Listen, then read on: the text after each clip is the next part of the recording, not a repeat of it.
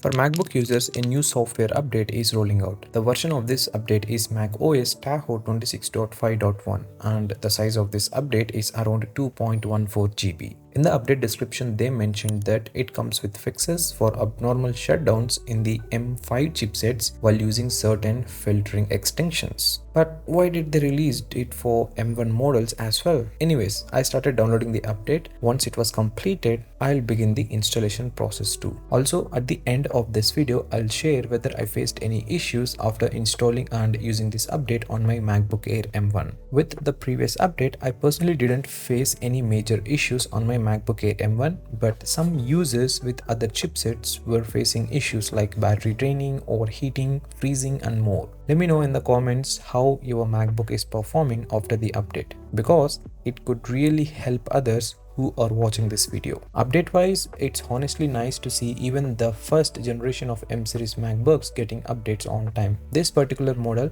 the M1 Air, was released back in November 2020, but these days update quality seems to be going off track, not just for this model but for other models too. Coming back to the update, it took around 18 minutes to complete the installation. After a few days of using it, my MacBook is running normally. There are no issues like abnormal heating, app crashes or bugs that I have observed so far. And the issue that they specifically mentioned in the update description, I haven't faced it even once on my MacBook Air. If you have updated your MacBook and found any issues, feel free to share them in the comments. It will really help others too. Thanks for watching. Hit the like button so this video reaches more MacBook users. Also, I'll see you again in the next one.